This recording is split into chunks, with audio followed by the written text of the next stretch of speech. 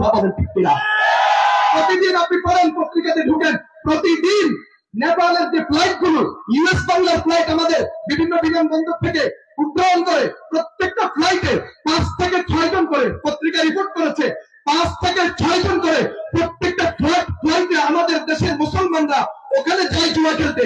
এবং বাংলাদেশ থেকে এই পরিমাণ জুয়া খেলতে যায় নেপালে, বাংলাদেশ থেকে এই পরিমাণ জুয়া খেলতে যায় মালয়েশিয়া, ইন্দোনেশিয়াতে।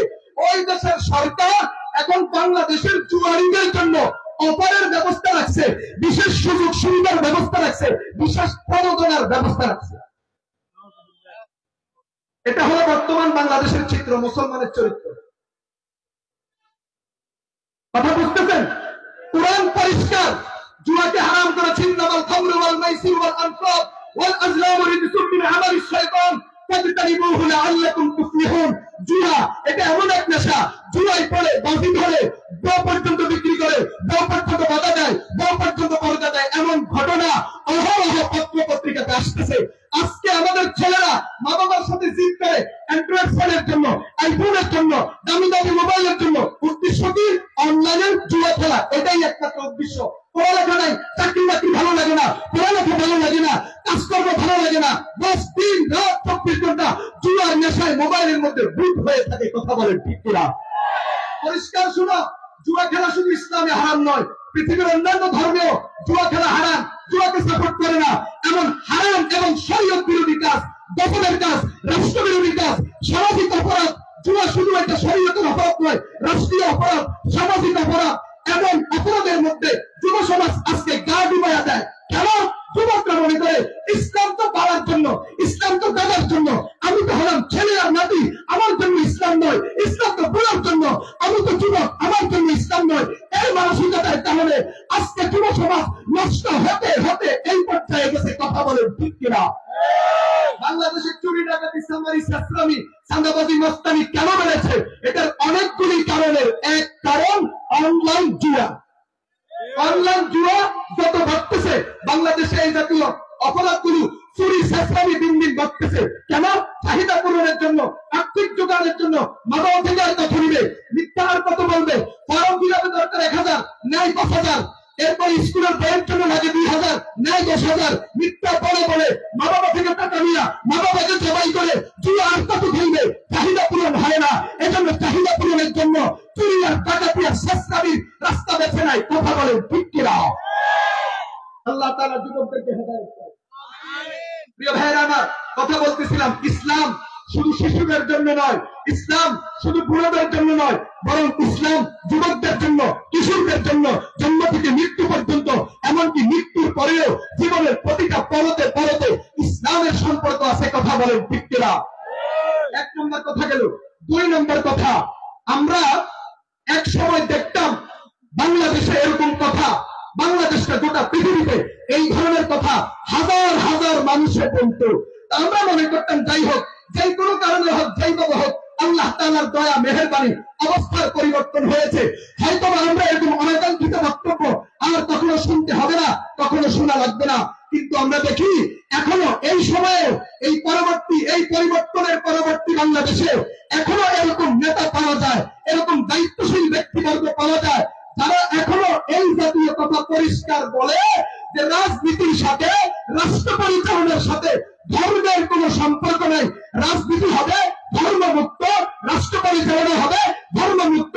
ধর্ম হলো নামাজ রোজা, ধর্ম হলো মসজিদ মাদ্রাসা, ধর্ম হলো হজ করা, ধর্ম হলো রোজা রাখা, ধর্ম হলো ইফতার খাওয়া, ধর্ম হলো ইফতার পার্টি করা, ধর্ম হলো দোয়া মুনাজাত করা। রাষ্ট্র, রাজনীতি, ব্যবসা এগুলির ক্ষেত্রে ধর্ম নেই।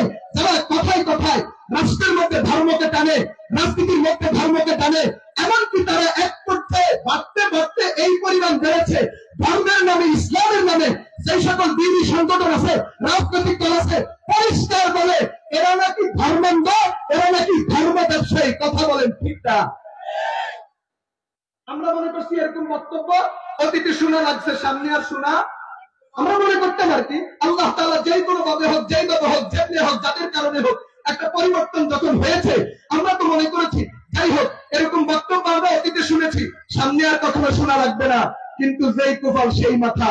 এখনো কারো কারো মুখ থেকে এমন কথা শোনা যায় যে ধর্ম, ইসলাম ধর্ম রাজনীতির সাথে, রাষ্ট্র পরিচালনার সাথে কোনো সম্পর্ক নাই। যারা রাষ্ট্র পরিচালনায় রাজনীতিতে ধর্ম কানে ধর্মের রেফারেন্স দেয়, এরা নাকি ধর্মান্ধ, এরা নাকি ধর্ম ব্যবসায়ী। আমি 2-3 মিনিটে আপনাদেরকে একটু পরিচয় করে দিই, ধর্মান্ধ কারা, ধর্ম ব্যবসায়ী কারা। এরপরে বিচার আপনারা করবেন, ধর্মান্ধ আমরা, ধর্ম ব্যবসায়ী আমরা, না যারা দলবাজি আর চাঁদাবাজি করে, রাজনীতির নামে চুরি আর ডাকাতি করে, রাষ্ট্রের নামে, রাষ্ট্র পরিচালনার নামে ধর্মের বিরোধিতা করে, নিজের অবৈধ কামকে হালাল করে, নাকি তারাই ধর্মান্ধ আর ধর্ম ব্যবসায়ী। বিচার আপনারাই করবেন, আমরা বিচার করবো না। কথা বলেন ধর্মান্ধ কারা? শুনেন, ধর্মান্ধ হলো যার ধর্মের ব্যাপারে কোনো জ্ঞান নেই, ধর্ম বুঝে না, ধর্মীয় শিক্ষার এলেন নাই, ধর্মীয় শিক্ষা নাই, ধর্ম এ টু জেড বুঝে না, কোথায় কোথায় ধর্ম প্রয়োগ করতে বুঝে না। যারা এরকম, এরাই হলো ধর্মান্ধ।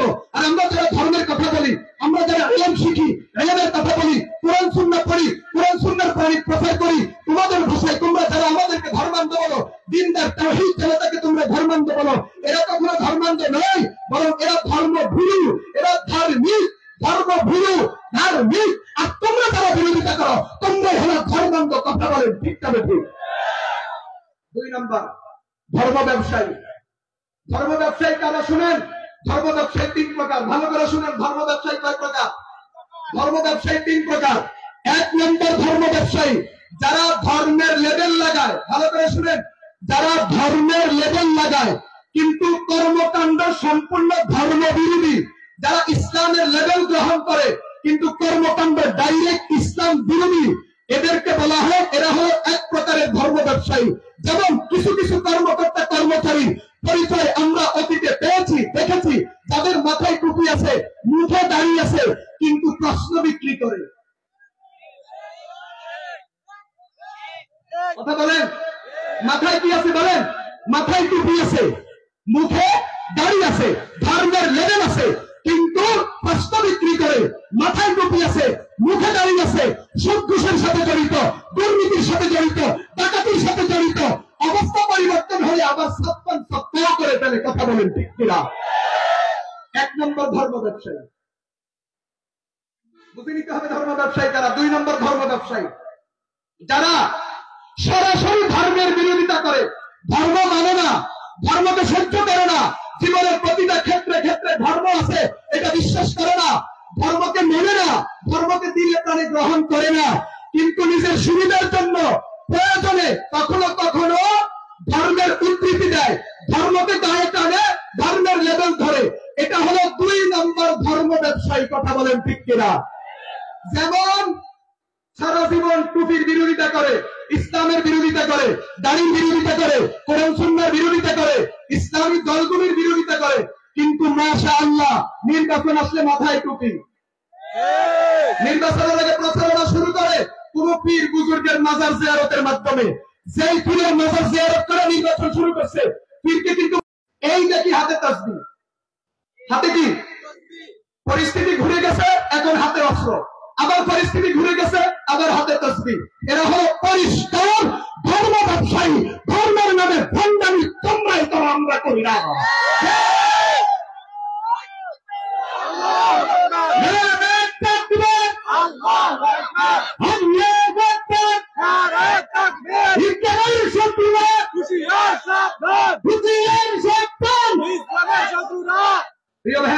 এরা হলো 2 নম্বর ধর্ম ব্যবসায়ী। এরা বড় ভয়ঙ্কর, আগের প্রকারের চেয়ে এই প্রকার বড় ভয়ঙ্কর, এই প্রকারের ধর্ম ব্যবসায়ী।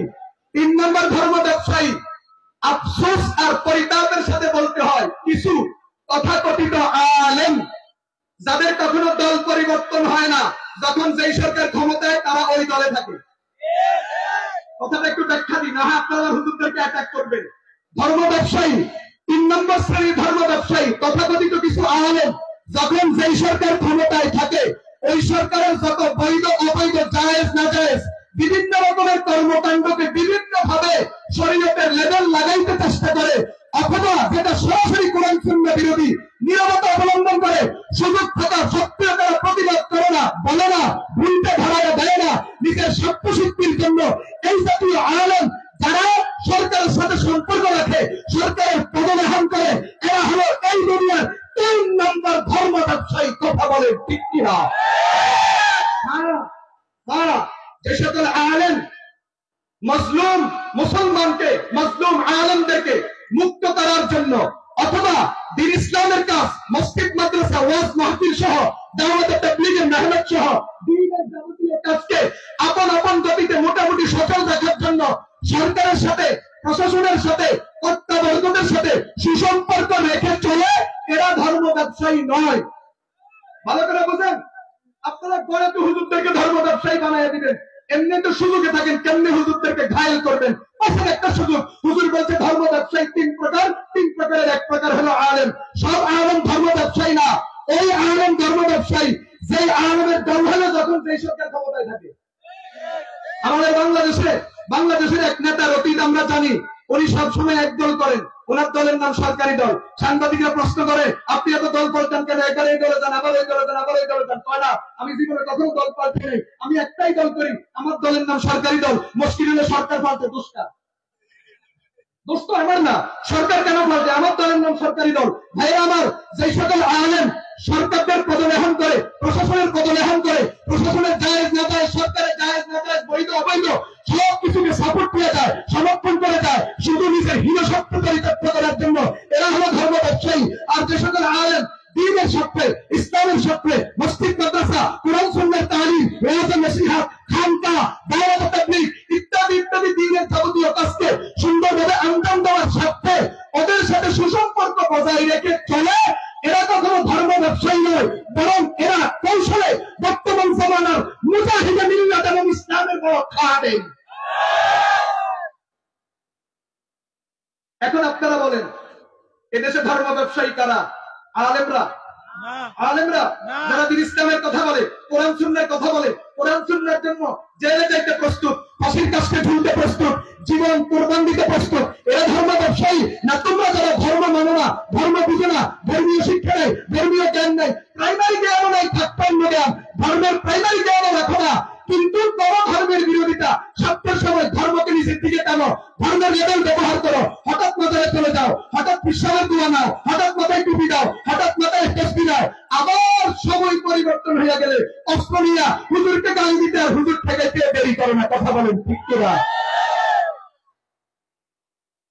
সংক্ষেপে বললাম ধর্ম ব্যবসায়ী কারা, আপনারা বুঝে নিবেন এই বর্তমান বাংলাদেশে ধর্ম ব্যবসায়ী কারা কারা আছে, কোন কোন দলে ধর্ম ব্যবসায়ী আছে, কোন কোন নেতা ধর্ম ব্যবসায়ী। আমার আলোচনার সাথে মিলে আনিবেন, নিজেরাই ফয়সালা করবেন। আমি কোন নেতার নাম নিব না, কোন দলেরও নাম নিব না। কথা বলেন ঠিক কিনা? প্রিয় ভাইরা আমার, এই ধর্ম ব্যবসার আড়ালে আরেকটা জিনিস লুকিয়ে থাকে, নাস্তিকতা। বলেন কি? আজকে পৃথিবীর, বর্তমান পৃথিবীর বড় চ্যালেঞ্জ, ভয়াবহ এক ব্যাপার, সেটার নাম হলো নাস্তিকতা। পৃথিবীতে 100 কোটিরও বেশি মানুষ আছে যারা নাস্তিক, কোন ধর্মই মানে না।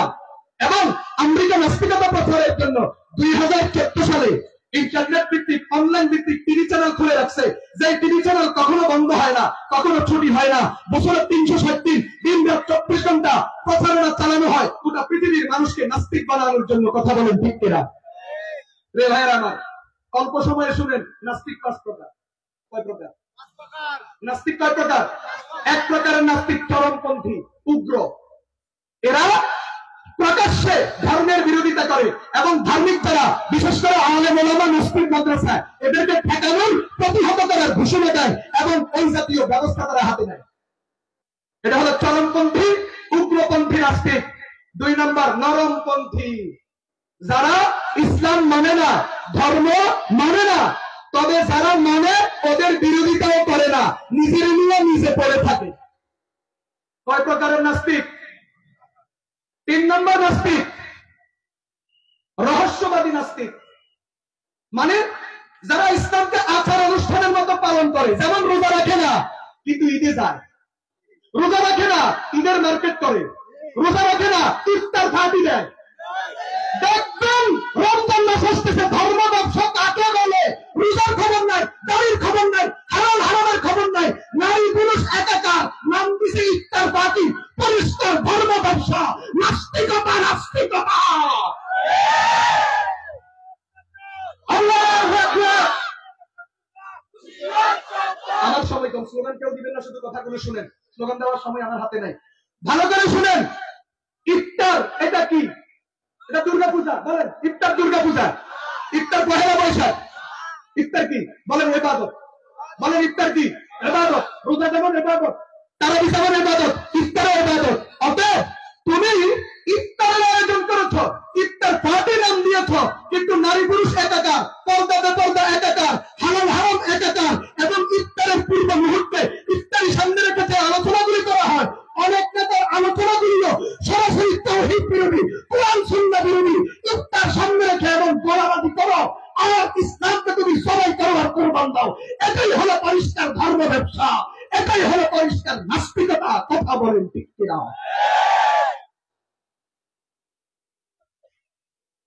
হুজুর মানে না, কিন্তু হুজুর যদি মিলাদ পড়ায়।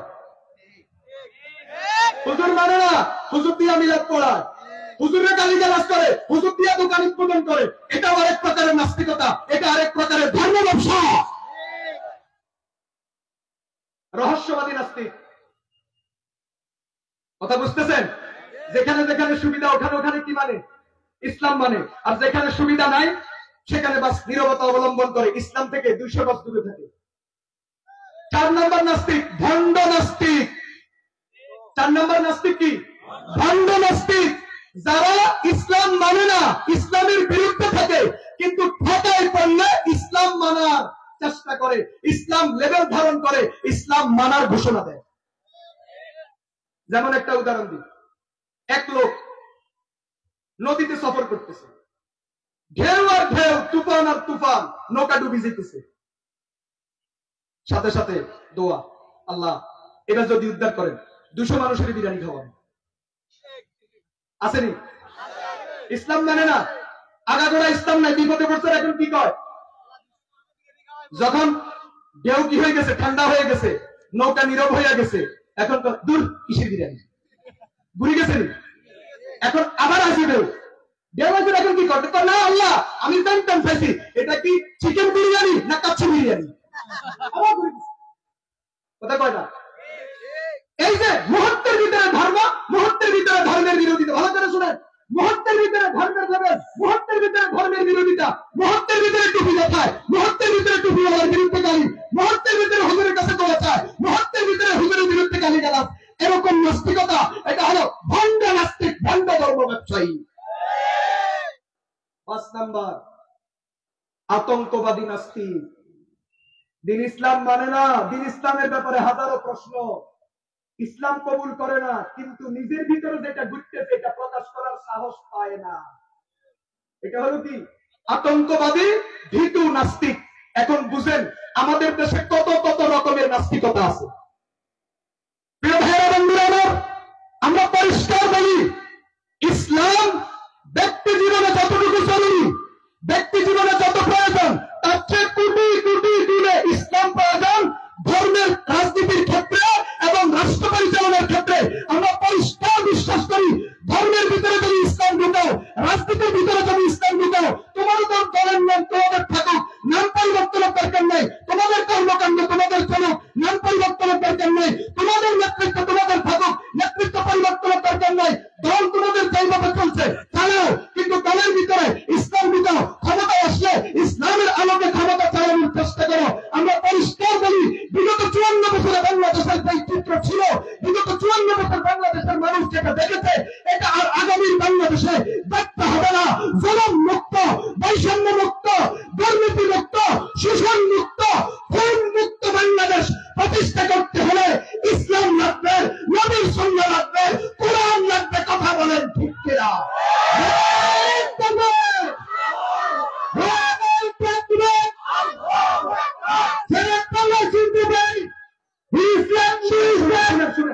শুনেন, আমরা 54 বছর অনেক কিছু দেখেছি, দেখেছি না? আমরা 54 বছর পর্যন্ত অনেক কিছু দেখেছি। কথা বুঝতেছেন? আমাদের 54 বছর অনেক কিছু দেখা শেষ। বিভিন্ন মতবাদ দেখেছি, বিভিন্ন তন্ত্র মন্ত্র দেখেছি। আমি আপনাদেরকে পরামর্শ দিই, অন্তত পরীক্ষামূলক একটা বার অন্তত ইসলামাইজেশন করার চেষ্টা করেন, ইসলামের মাধ্যমে চালানোর চেষ্টা করেন, ইসলামের মাধ্যমে পরিচালনার চেষ্টা করেন। দেখেন যদি এটা ব্যর্থ হন, তাহলে আমি বলবো ঠিক আছে আপনারা আগের মতো করে চালান। কিন্তু আমি বিশ্বাস করি যদি ইসলামের আলোকে চালান, যদি ইসলামের আলোকে হয়, রাজনীতি যদি ইসলামের আলোকে হয়, রাষ্ট্র পরিচালনা যদি ইসলামের আলোকে হয়, বাংলাদেশ কখনো ব্যর্থ হবে না, বিশ্ব কখনো ব্যর্থ হবে না, সফল হবেই হবে, মুসলমানই হবে বিজয়ী জাতি। কথা বলেন ঠিক কিনা? ভাইরা আমার, আমি উদাহরণ কোনখান থেকে দিই তার এক দুইটা উদাহরণ দিই। আমি পৃথিবীর দুই একজন মহামনীষীর কথা বলি যারা মুসলমান ছিলেন না, কিন্তু মুসলমান না হওয়া সত্ত্বেও, ইসলাম বিরোধী হওয়া সত্ত্বেও ইসলামের সৌন্দর্য, জনাবে মোহাম্মদ আরবির সৌন্দর্য তারা অকপটে স্বীকার করতে বাধ্য হয়েছেন। আমি এমন দুই চারজন মহামনীষীর নাম বলি। মহাত্মা গান্ধীকে চিনেন আপনারা? চিনেন তো মহাত্মা গান্ধীকে? মহাত্মা গান্ধীজির বক্তব্য ইন্টারনেটে ঢুকে এখনো পাবেন। মহাত্মা গান্ধী বলেছেন, আমার জীবনে বড় শখ ছিল, আমার জীবনে বড় শখ ছিল যে আমি পৃথিবীর একজন সেরা মহামনীষী, যার জীবনে কোনো বিতর্ক নাই, যার জীবনে কোনো ব্যর্থতা নাই, আমি একজন সেরা মহামনীষীর জীবনী পড়বো, একজন সেরা মহামনীষী সম্পর্কে জানবো। আর এটা জানতে গিয়ে আমি বহু মহামনীষীর জীবনী নিয়ে আমি ঘাটাঘাটি করেছি, খোঁজখবর নিয়েছি, পড়াশোনা করেছি, গবেষণা করেছি। সর্বশেষ আমি যাকে পেয়েছি, যিনি পৃথিবীতে সর্বোচ্চ সফল ব্যক্তি, যিনি পৃথিবীতে যার জীবনে কোনো ব্যর্থতা নাই এবং যার জীবন চরিত্র, যার আদর্শ গোটা পৃথিবীতে সবার সেরা, তিনি হলেন মুহাম্মদ সাল্লাল্লাহু আলাইহি ওয়াসাল্লাম। এই কথা যদি বাংলাদেশের কোন মৌলবী বলতেন, তা আপনারা বলতেন হুজুর রাতে কত কথাই বলে। আর বাংলাদেশে ইসলামের বিরোধিতার জন্য হিন্দু বৌদ্ধ আর খ্রিস্টান দরকার নাই, বাংলাদেশে ইসলামের বিরোধিতার জন্য হুজুরদেরকে পাশ দেওয়ার জন্য তথাকথিত ওই মুসলমান গুলাই যথেষ্ট, যারা হুজুরদের থেকে একটু আগে দোয়া নিচ্ছে। হুজুরদের থেকে দোয়া নেয়, হুজুরদের থেকে পানি পড়া নেয়, কিন্তু পাশ দেওয়ার ক্ষেত্রে সবাই আগে। কথা কয় না? আমরা বাংলাদেশের মুসলমান জানি যারা আমাদের ওয়াজ শুনে চোখের পানি ফেলায়, কিন্তু কোন আলেম বিরক্ত হলে আলহামদুলিল্লাহ সবার আগে পড়ে। অনেক কিছু দেখা হয়ে গেছে। কথা বলেন? বাংলাদেশে ইসলামের বিরোধিতার জন্য হিন্দু বৌদ্ধের দরকার নাই, খ্রিস্টানের দরকার নাই। আর বাস্তবতা এটাই আমরা মনে করি, বাংলাদেশ ইসলামের দুশ্মনেরা না, ওরা ওদের ধর্ম কর্ম নিয়ে আছে। দুই চারটা ওদের ভিতরে থাকতে পারে, অসম্ভব কিছু না, কিন্তু বেশিরভাগ ক্ষেত্রে ইসলামের বিরোধিতা, ইসলাম ভিত্তিক রাজনীতির বিরোধিতা, ইসলাম ভিত্তিক রাষ্ট্র পরিচালনার বিরোধিতা, আলেম ওলামার বিরোধিতা, মসজিদ মাদ্রাসার বিরোধিতা ওরাই করে। কথা বলেন ঠিক কিনা? অথচ মহাত্মা গান্ধী স্বীকার করে গেছেন পৃথিবীর শ্রেষ্ঠ মানব, মহামানব মুহাম্মদ সাল্লাল্লাহু আলাইহি ওয়াসাল্লাম ইসলামের নবী। 1881 সালে মৃত্যুবরণ করেছেন ব্রিটেনে, লন্ডনে। বাড়ি তার স্কটল্যান্ড। নাম হলো টমাস কার্লাইল। কি নাম? উনি নাস্তিকতার ধর্ম ব্যবসায়ী কারা, ধর্মান্ধ কারা, নাস্তিক কারা, ধর্মান্ধ কারা, উনি এটার একটা চমৎকার ব্যাখ্যা দিয়ে গেছে। তো বর্তমান পৃথিবীতে ইসলামের নবী মুহাম্মদকে নিয়ে যত অপপ্রচার আর বিরোধিতা, এটা ধর্মান্ধতার ফল। তার মানে উনার ভাষা ধর্মান্ধ কারা? যারা ইসলামের বিরোধিতা করে, যারা নবী মুহাম্মদ আরবির বিরোধিতা করে, নবী মুহাম্মদ আরবির চরিত্রে কালিমা লেখানোর চেষ্টা করে, নবী মুহাম্মদ আরবির সুন্নাত দিয়ে সমালোচনা করে, নবীর পারিবারিক জীবন নিয়ে, বিবিদের জীবন নিয়ে যারা কানাকানি করে, মান সম্মান নিয়ে কানাকানি করে, টমাস কার্লাইলের মতো একজন বিশ্ববিখ্যাত দার্শনিকের ভাষায় এরাই হলো ধর্মান্ধ। কথা বলেন ঠিক কিনা?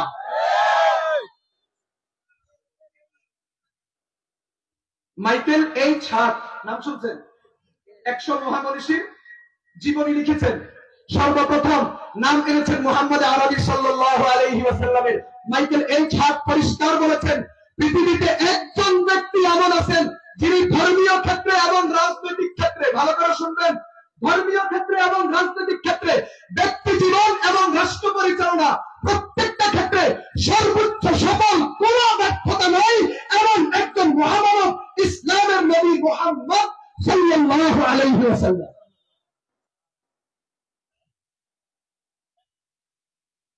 ব্রিটেনের একজন দার্শনিক, রাজনীতিবিদ, 1950-এ তার মৃত্যু। ওর নাম জর্জ বার্নার্ড।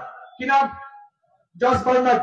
তিনি আফসোস করে বলেছেন, বর্তমান পৃথিবীর যে অবস্থা, বর্তমান পৃথিবীতে যে অবিশ্বাস, বর্তমান পৃথিবীতে যে হারাহারি, মানবাধিকারের চরম লঙ্ঘন সহ বর্তমান পৃথিবীর নেতৃবৃন্দের যত ব্যর্থতা, এই ব্যর্থতার যুগে যদি মুহাম্মদের মতো একজন শাসক পাওয়া যেত, পৃথিবীর সকল ব্যর্থতা দূরীভূত হয়ে সত্যিকার অর্থে মানবতা প্রতিষ্ঠিত হতো। সুবহানাল্লাহ।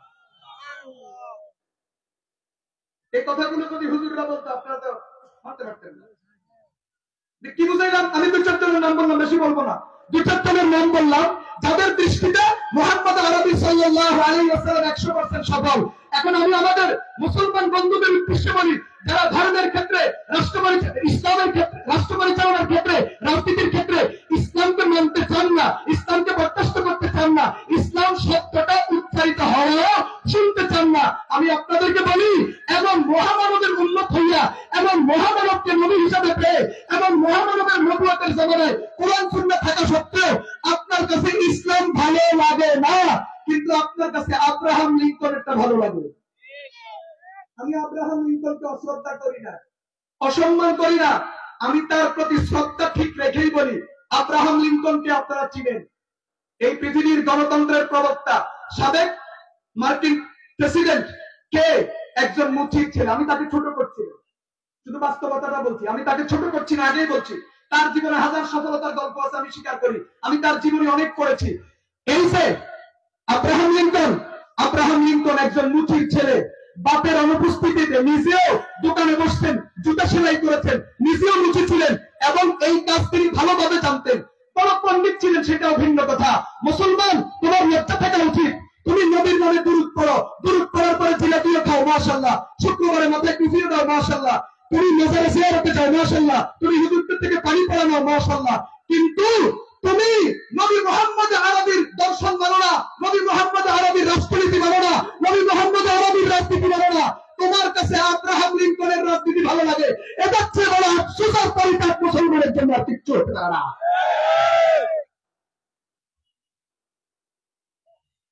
পৃথিবীতে এই পর্যন্ত হাজার হাজার বছরের ইতিহাসে প্রত্যেক রাজা বাদশাহ, প্রত্যেক রাষ্ট্রনায়কের সফলতাও আছে, ব্যর্থতাও আছে। বলেন কি আছে? সফলতাও আছে, ব্যর্থতাও আছে। পৃথিবীতে এমন কোন রাষ্ট্রনায়ক পাওয়া যায় না যার জীবনে শুধুই সফলতা, শুধুই সফলতা, কোন ব্যর্থতা নাই, বরং সফলতা ব্যর্থতা মিলাইয়া প্রত্যেকটা রাষ্ট্রনায়কের জীবন।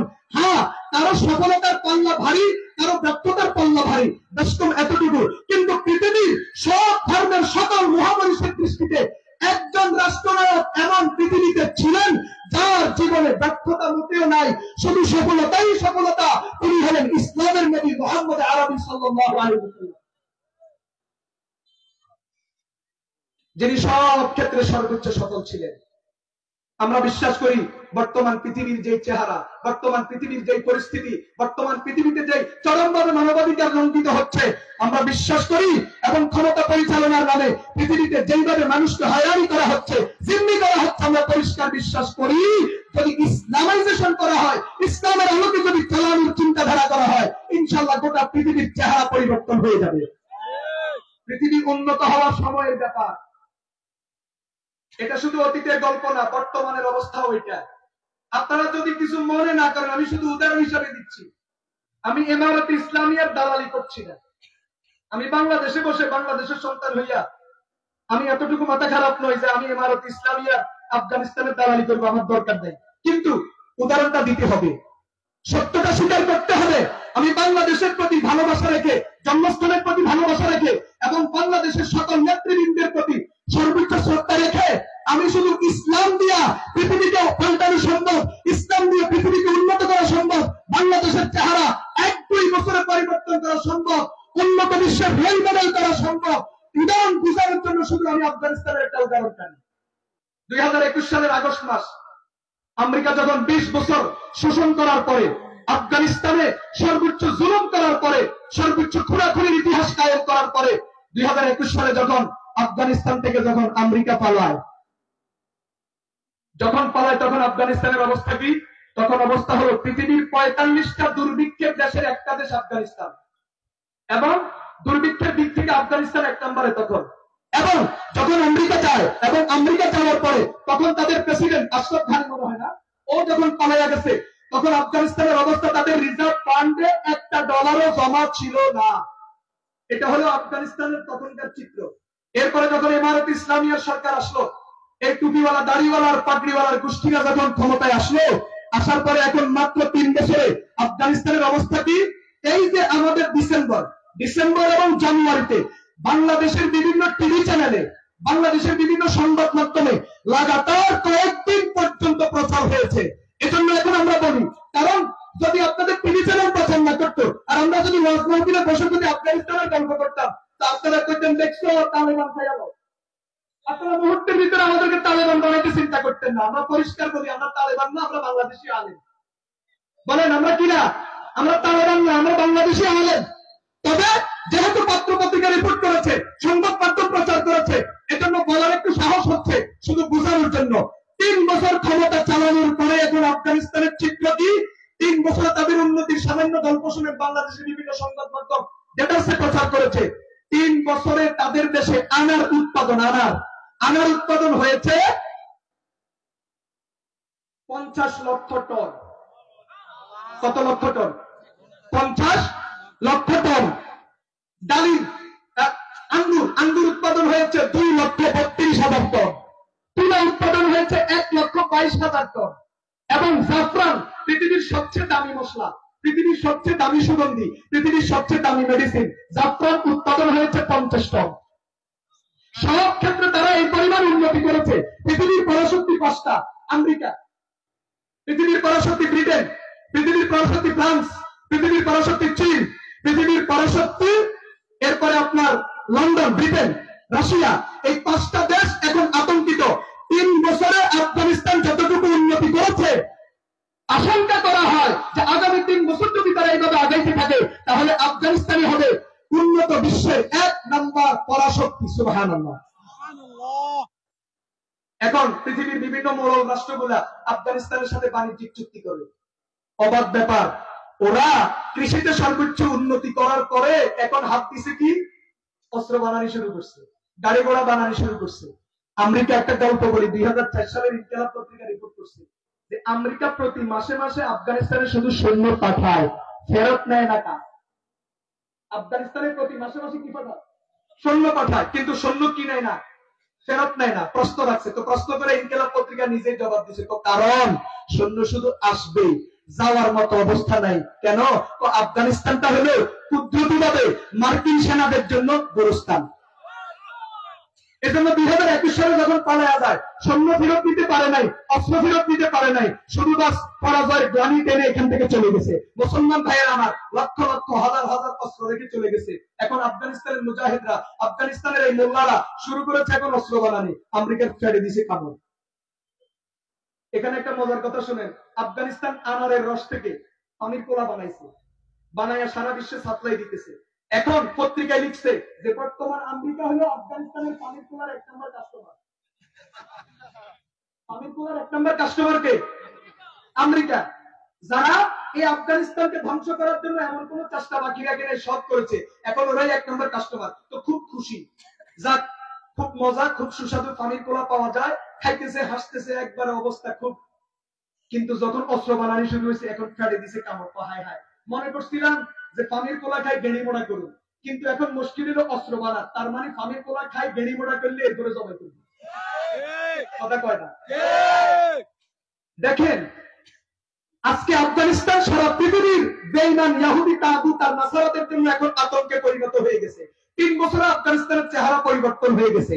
এবং আফগানিস্তানের এখন আফগানি, তাদের মুদ্রা আফগানির মূল্য আমেরিকার ডলারকে এখন পিস করতেছে। তো 3টা বছরে যদি আফগানিস্তান, যেখানে দুর্ভিক্ষের 1 নম্বর দেশ, যেখানে রাষ্ট্রীয় কোষাগারে 1টা পয়সা পর্যন্ত, 1টা ডলার পর্যন্ত জমা ছিল না, এমন বন্ধুর দেশে আফগানিস্তান যদি 3 বছরে এই ইমারত ইসলামিয়ার বরকতে যদি উন্নত বিশ্বের এখন রোল মডেলে পরিণত হতে পারে, আমরা পরিষ্কার বিশ্বাস করি, শুধু নবী রাসূলের জামানা না, সাহাবাদের জামানা না, আমরা বিশ্বাস করি এখনো বাংলাদেশ সহ গোটা পৃথিবীতে যদি কোরআন সুন্নাহকে যদি ফলো করা হয়, ইনশাআল্লাহ 2-4 বছরে গোটা পৃথিবীর চেহারা পরিবর্তন হয়ে যাবে।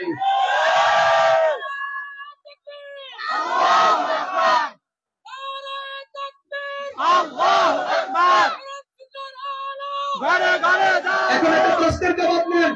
আমাদের দেশের রাজনীতিবিদরা, সব রাজনীতিবিদরা, আমি আগেই বলছি, আমি রাজনীতিবিদদের প্রতি সর্বোচ্চ শ্রদ্ধা রেখে কথা বলি, তবে কিছু ভণ্ড রাজনীতিবিদ আছে, কথা বলে না, কিছু ভণ্ড রাজনীতিবিদ আছে, এরা এদেশের মানুষকে বোকা বানাইতে চায়, ভুলভাল বুঝাইতে চায়, নিজের রাজনৈতিক স্বার্থ সিদ্ধির জন্য, নিজের অন্যায় অপরাধের আকাম কুকামকে ঢাকার জন্য কি দেয়?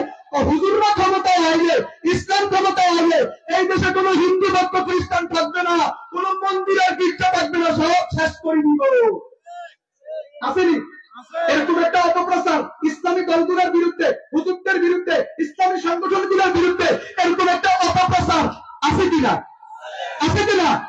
এই বক্তব্য যারা দিবে, তুমি ভোট খুঁজো, কোনো সমস্যা নাই, ভোট খোঁজার জন্য যত বক্তব্য তাও সমস্যা নাই, কিন্তু আমরা পরিষ্কার বলি, ভোট খোঁজার জন্য, ভোট টানার জন্য, দিনের নিজের দলের জনপ্রিয়তা বাড়ানোর জন্য যদি তুমি এটা বলো যে ইসলাম ক্ষমতায় আসলে, কোরআন সুন্নাহ ক্ষমতা প্রতিষ্ঠা হলে অমুসলিম থাকবে না, হিন্দু থাকবে না, বৌদ্ধ থাকবে না, খ্রিস্টান থাকবে না, বিতর বিতর্কে কচুকাটা করবে, গির্জার মন্দির রাখবে না, সব মাটির সাথে মিশিয়ে দিবে, যদি তুমি এরকম কথা বলো, পরিষ্কার বলবো তুমি সত্যিকার রাজনীতিবিদ না, তুমি দেশপ্রেমিক না, তুমি রাজনীতির নামে ভণ্ডামি করো।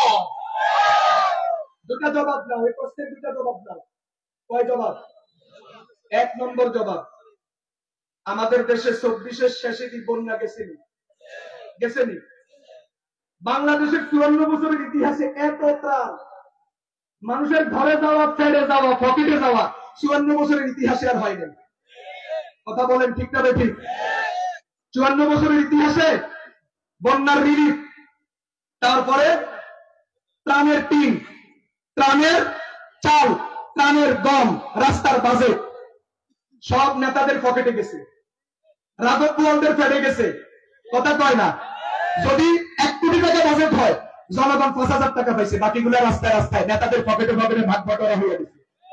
কিন্তু এইবার বাংলাদেশের মুসলমান দেখেছে, বাংলাদেশের আপামর জনতা দেখেছে, এইবারের বন্যায় কেউ খাওয়ার চিন্তা না করে দিনে কেমনে দেওয়ার চিন্তা। ছাত্র বলেন, মুসলিম বলেন, ইমাম বলেন, মুয়াজ্জিন বলেন, আলেম বলেন, আলেমের ভক্ত বলেন, পীর বলেন, পীরের মুরিদ বলেন, ইসলামী সংগঠন বলেন, ইসলামী সংগঠনের বাহিরের সংগঠন বলেন, এক কথায় মসজিদ মাদ্রাসা থেকে শুরু করে স্কুল কলেজ থেকে শুরু করে সবাই নেওয়ার পরিবর্তে দিনে কেমনে দেওয়ার প্রতিযোগিতায় উত্তীর্ণ হয়েছে। কথা বলেন ঠিক কিনা?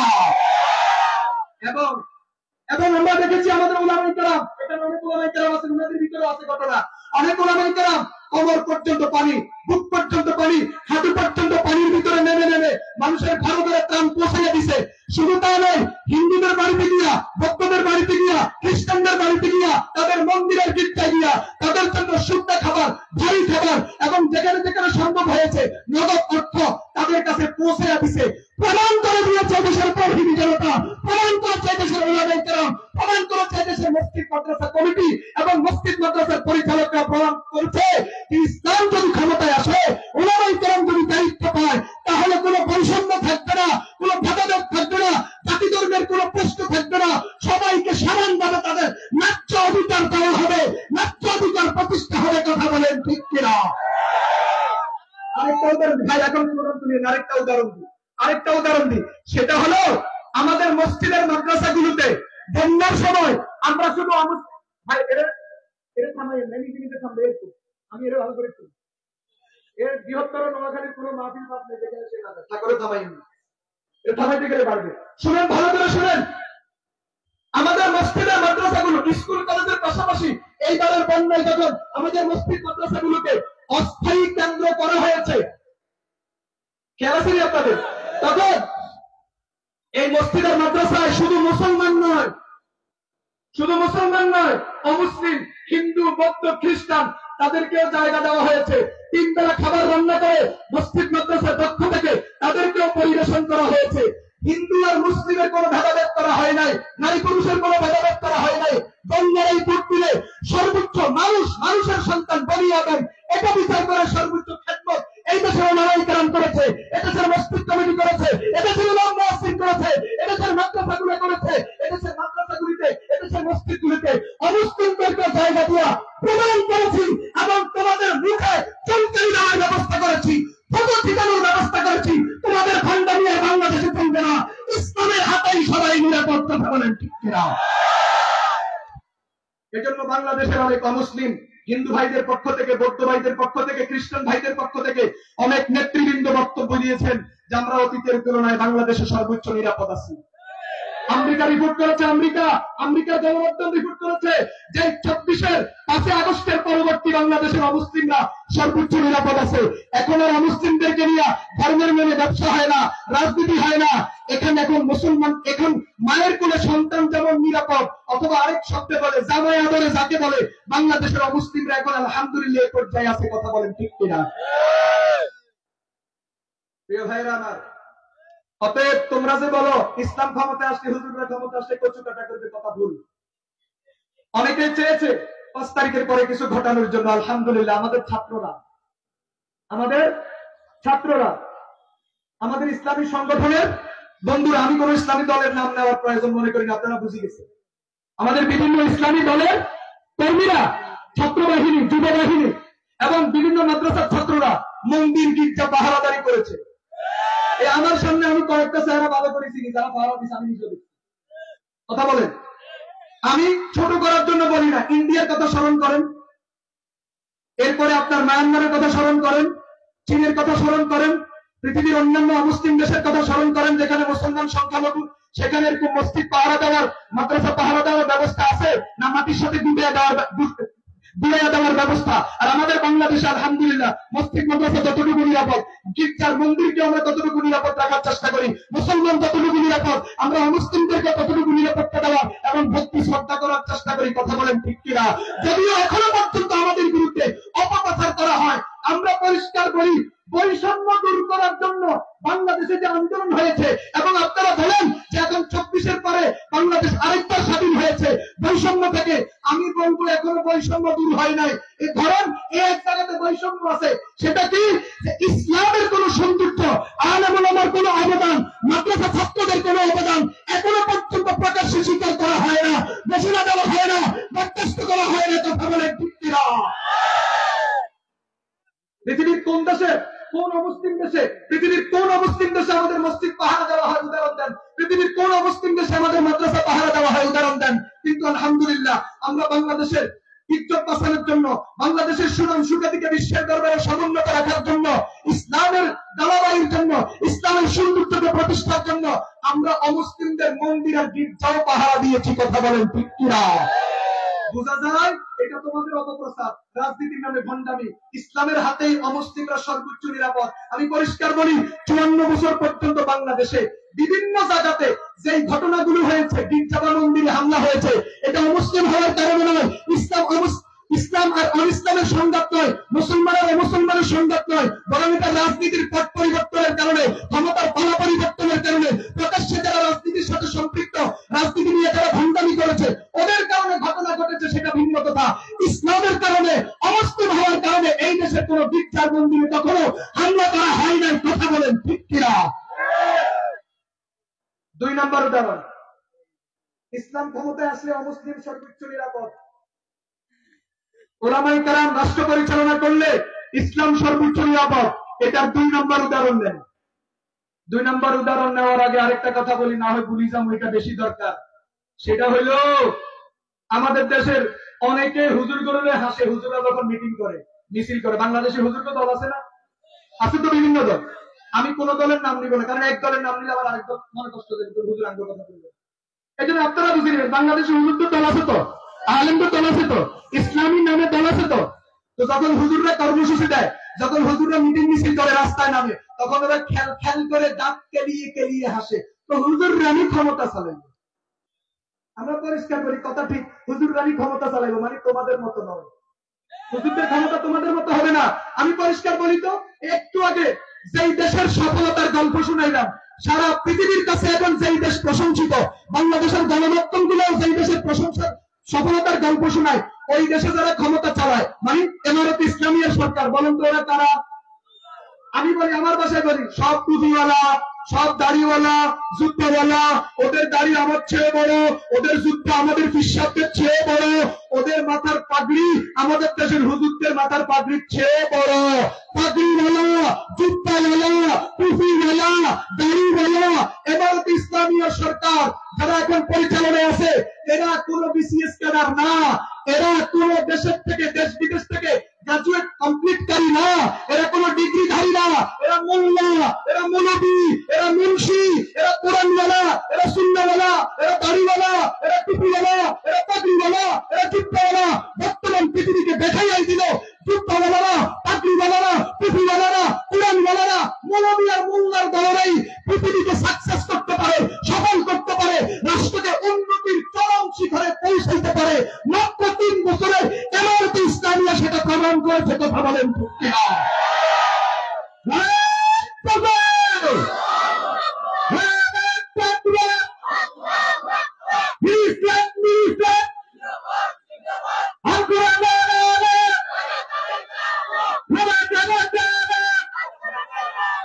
এজন্য আমি পরিষ্কার বলি, অতীতে বিভিন্ন দলকে দেখছেন, একবার যদি আমি কোন দলের দালালি করার জন্য বসি কেন প্রতিবেদন আমি অনেক জায়গাতে বলি, এখন এখানে বলতাম না।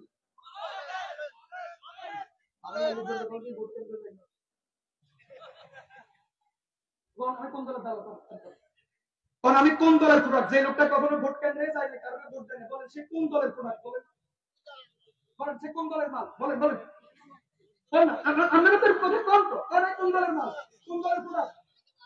আমি পরিষ্কার বলি, আমি কোন দলের দালালি করতে বসি না, সত্যটা বলতে বসছি। 54 বছরে অনেক কিছু দেখা শেষ, এখন একটাবার ইসলাম দেখেন, একটাবার দেখেন। আমি বিশ্বাস করি একবার যদি দেখেন জীবনে অন্য কিছু দেখার প্রয়োজন হবে না। এটার হাত ধরে এই গোটা পৃথিবীতে মানবতা প্রতিষ্ঠা হবেই হবে। প্রিয় ভাইয়েরা আমার, 2 নম্বর উদাহরণটা দিই, খেয়াল আছে? 2 নম্বর উদাহরণ, মোল্লাদের গল্প শুনাইলাম, বাংলাদেশের মোল্লার, ইমারত ইসলামিয়ার মোল্লার কথা বললাম। এখন 2 নম্বর গল্প শুনেন, সেটা হলো অতীতে পৃথিবীতে ইসলামের ভিত্তিতে ক্ষমতা ছিল কিনা, ইসলাম ভিত্তিক কোরআন সুন্নাহ ভিত্তিক পৃথিবীতে ক্ষমতা ছিল কিনা। আপনাদেরকে একটু পিছনে নিয়ে যাই। খোলাফায়ে রাশিদিনের ইতিহাস 30 বছর, 2 বছর 4 মাস হযরত সিদ্দিক আকবর রাদিয়াল্লাহু আনহু, 10 বছর 6 মাস 10 দিন হযরত ওমর রাদিয়াল্লাহু তাআলা আনহু, 12 বছর হযরত ওসমান রাদিয়াল্লাহু তাআলা আনহু, 4 বছর 9 মাস হযরত আলী রাদিয়াল্লাহু তাআলা আনহু। মোট 30 বছর খোলাফায়ে রাশিদিন এই পৃথিবীতে শাসন করেছেন কিনা? সবাই বলেন করেছেন কিনা? পরেরটা কি পরে বলতেছি, আজ আমার মধ্যে হানা বলেন, তারপরে কথা আসতেছে। 2 নাম্বার, খোলাফায়ে রাশিদিনের পরে বনু উমাইয়ার শাসন 90 বছর। বলেন কত বছর? 90 বছরের 14 জন শাসক ছিলেন। কতজন? বনু উমাইয়া পৃথিবীতে শাসন করেছেন 90 বছর, শাসক ছিলেন কতজন? 14 জন। 3 নাম্বার, আব্বাসী খোলাফাদের শাসন 508 বছর। পৃথিবীতে আব্বাসী খলিফারা পৃথিবীতে শাসন করেছেন, খোলাফারা শাসন করেছেন 508 বছর, শাসক ছিলেন 37 জন। বলেন কতজন? সবাই বলেন কতজন? 4 নম্বর, খেলাফতে উসমানিয়া, তুরস্ক ভিত্তিক অটোমান সাম্রাজ্য, খেলাফতে উসমানিয়া 634 বছর, শাসক ছিলেন 40 জন। কতজন? 40 জন শাসক, 640 বছর তুরস্ক ভিত্তিক খেলাফতে উসমানিয়ার জন্ম দিয়ে গোটা পৃথিবীতে চালাইছেন। এরপরে আছেন আমাদের ভারতবর্ষের মোগল শাসন 280 বছর, শাসক ছিলেন 16 জন। কতজন? বলেন ভারতবর্ষে শাসক কতজন ছিলেন? কোনখান থেকে শুরু? বাবর থেকে শুরু। মোগল শাসনের ইতিহাস বাবর থেকে শুরু, শেষ হয়েছে বাহাদুর শাহ জাফরে এসে। মোট কতজন? 16 জন। এখন আমি আপনাদেরকে সংক্ষেপে বলি, 1 30 বছর, 2 90 বছর, 3 508 বছর, 4 634 বছর, 5 280 বছর। এই যে পৃথিবীতে এই বিভিন্ন ধাপে ধাপে পৃথিবীর বিভিন্ন জনপদে মোল্লা মৌলবীরা শাসন করেছে, মুসলমানরা শাসন করেছে। একটা ইতিহাস দেখান যেখানে মুসলমানদের শাসন আমলে কোন অমুসলিমকে নির্যাতন করা হয়েছে, সংখ্যালঘু নির্যাতন হয়েছে, মন্দির ভেঙে দেওয়া হয়েছে, বৃত্ত ভেঙে দেওয়া হয়েছে, ধর্মীয় কারণে অমুসলিমদের উপর জুলুম করা হয়েছে। আল্লাহর কসম করে বলি, দেখাইতে পারবেন না, দেখাইতে পারবেন না। বরং যেখানেই মুসলমানের শাসন ব্যবস্থা প্রতিষ্ঠা হয়েছে, 30 বছরে হোক, 90 বছরে হোক, 508 বছরে হোক, 634 বছরে হোক, 280 বছরে হোক, প্রত্যেকটা ক্ষেত্রে মুসলমানের পাশাপাশি মুসলমানের পাশে অবস্থানরা সর্বোচ্চ নিরাপদ ছিল। অতএব রাজনীতির নামে ভণ্ডামি থাকতে হবে। ইসলাম ক্ষমতায় আসলে ইহুদি আর অমুসলিমদেরকে, খ্রিস্টানের বৌদ্ধ আর হিন্দুদেরকে কচুকাটা করা হবে, মন্দিরের গির্জা ভেঙে দেওয়া হবে। এই ভণ্ডামির বক্তব্য বন্ধ করতে হবে। আর চিন্তাচারীরা কথা বলেন ঠিক কিনা?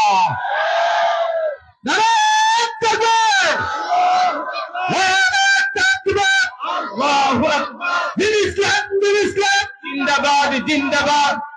প্রিয় ভাইরা আমার, আমরা পরিষ্কার বলি, পৃথিবীতে যদি সফলতা দেখাইতে হয়, পৃথিবীকে যদি কামিয়াব বানাইতে হয়, এই পৃথিবীকে যদি উন্নতির চরম শিখরে পৌঁছাইতে হয়, ইসলাম ছাড়া, বলেন ইসলাম ছাড়া বিকল্প কোন রাস্তা নাই।